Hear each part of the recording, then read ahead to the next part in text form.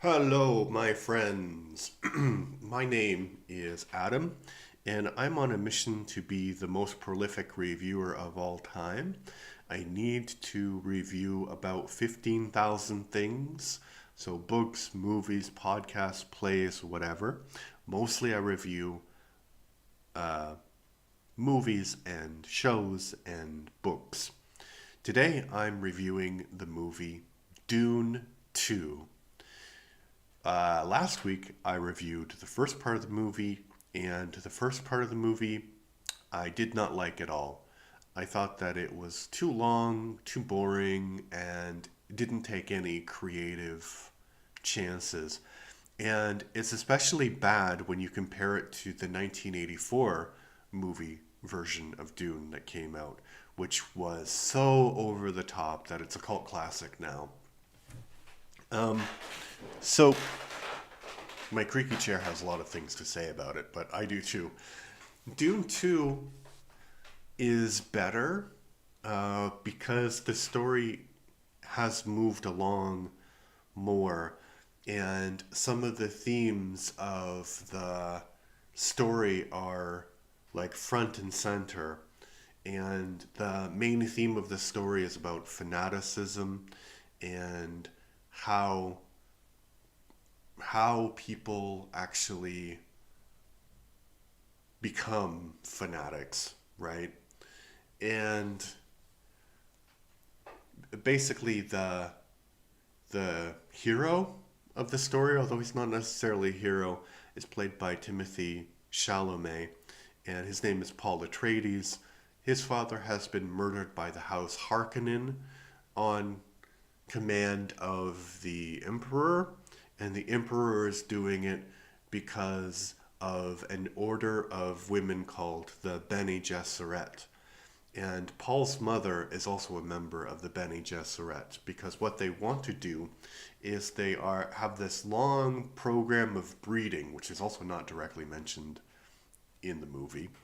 But they have a long program of breeding, and what they are trying to do is they're trying to create an individual called, I forgot what the title is. It's very, very obscure, but it's basically like their version of the Messiah.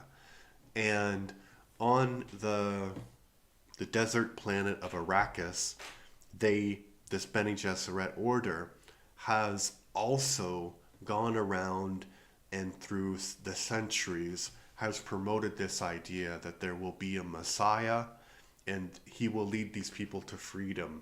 And probably on other planets, they've been doing the same thing because they have plans within plans within plans. So basically, if a Messiah arises on Arrakis, great. But if a Messiah arises on Caladan, also great. Because they're in control of the Messiah, basically. And Paul, he doesn't want to be this Messiah, but eventually he realizes that if he takes the mantle of the Messiah, he will be able to defeat his enemies. And the movie ends basically with him sort of proposing a diplomatic alliance with the daughter of the current emperor and saying that he should be the emperor. And the great houses in this, so the universe is divided into great houses in the world of Dune. They don't agree with this. And what happens in the next book that this is based on, called Dune Messiah, is that this triggers a holy war. And the about 4 billion people are killed during this holy war. But Paul feels that it was better that that happened than the alternative, which is, I don't know what the alternative to a holy war would be, like a lack of holy war. Um, yeah, so I think that it's interesting because they are going to make another movie, and the other movie is going to be based on Dune Messiah. So this is kind of like Paul's transition from hero to villain, kind of. But the thing about Dune Messiah is that Paul is still the hero, right?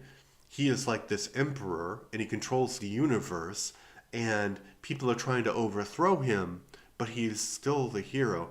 And I don't know how they are going to present that to a modern audience, because in this movie they've made this whole thing like, the southerners on Arrakis are fanatics and they don't know anything, and you need to be like anti-religion basically, because forgot what her name is, but the character played by Zendaya is the love interest of Paul Atreides, and she is basically like, this Messiah thing doesn't work, and you know that's the end of it. And there's like a prophecy that this Messiah, I forgot what they call him in the Dune world, but basically he'll like make the trees come back to the desert and the world will be green again. Because this is what the Bene Gesserit have said. But in the original 1984 movie, the ending is that it starts raining, so the desert will grow. And it hasn't rained on Dune ever. So I'm not sure how that would happen exactly. Um, but so I wonder if that's part of the actual story that they pushed together in the 1984 version, because the 1984 version is at least accurate to the story that happens in this version. So maybe it will happen in sometime in the next movie. I don't know. So I did like the fact that the mythology of the El Mahdi, I guess they call him, is like more detailed, and you can see why people would believe in him, and you can see why people wouldn't want to believe in him, and you can kind of see the internal conflict that Paul has, because in his opinion, this is all kind of like a scam that's been perpetrated on these people, but he's been genetically bred to be this person as well. And so Dune is like this weird combination of magic and technology. So it's not exactly sci-fi. I would say it's more like Star Wars than anything. Um, yeah.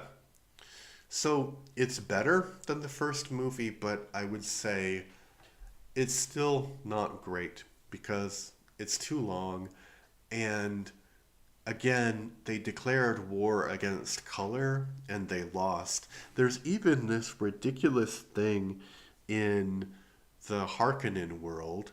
These are all human beings, by the way. So the universe of Dune is one where people have spread out all over the universe and they control all of the universe. And so each house has their own planet that they're responsible for. So Atreides has Caladan, and the Emperor has another planet, and Arrakis is this desert planet that provides spice, which is necessary for space travel. And so the Harkonnen planet, I forgot what it's called, but they have a planet, and it's all black, all dark, everything is black. And so Baron Harkonnen is giving a birthday party for his nephew Freyd, and Freyd is like a psychopath, but so there's like this gladiatorial combat or whatever, and Freyd kills three guys, but there are fireworks, right, to celebrate the guy's birthday. And so these are people who can travel through space. What color do you think the fireworks are on this planet that is all black and white? And literally, when they're filming scenes on the planet, people are in black and white, like crazy. But so, yeah, it's white. The fireworks are white. So I kind of get where they were going. Like, oh, it's so stylized. They don't like any other colors. It's just black and white. But they go on other planets, right? The Harkonnens. The Harkonnens visit other planets. They talk to other people. So you would think they'd have some influence by them. They'd be like, hey, there's more than two colors in the universe. You know. And also in the when people are out in the desert and they're being like guerrilla warriors, it kind of makes sense that they would have all of these different, you know, different, mm, like camouflage basically. But there are scenes where they're inside their homes and they're wearing like kind of traditional sort of uh, desert garb from Earth, which is also kind of ridiculous because they don't live on Earth. But, you know, look at traditional garb from the deserts in on Earth and tell me how many different colors you can see. You can see a lot of colors, right? Sometimes black, sometimes blue, sometimes purple, whatever. So, and the way of women covering themselves is completely different according to culture, but it's not all and only black, you know, or brown. And well, that's the thing too.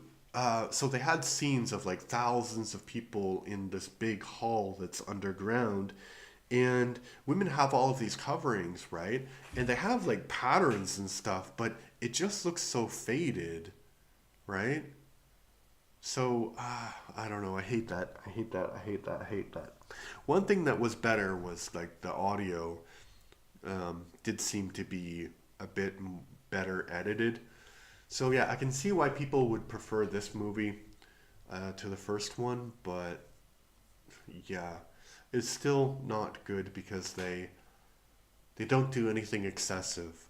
Everything is um, done in a normal sort of way, and I wonder about that. I really wonder if I also wonder if this thing where Chandy, I think her name is, the character of Chandy, if she is actually so anti-Paul becoming the Messiah, or if they just added that for this particular interpretation of the movie. Because on the one hand, it could be that she is, because the first movie, they had to condense a lot of stuff, and that's not in there, but basically the love plot is like, hey, love you, okay, right. So that might not be there, and they had a lot more time to dwell on that character in this movie. So it could be, or it might just be that they're trying to make this more palatable to modern audiences, and I think that's a mistake because you need to present the story in a way that makes sense to the story itself, if that makes any sense. All right, I've been rambling too much about this movie. I would give it maybe a 6 out of 10, but what did you think? Please put your views in the comment section down below because that's where they belong. Please like and subscribe. Also, I have a Patreon, so if you want to be a lord or a lady, you can join my Patreon, like a fake lord or lady, to be clear. Not a real one, but you can have the title of a lord or a lady if you join the Patreon, and the link will be in the description. Thank you. Bye-bye.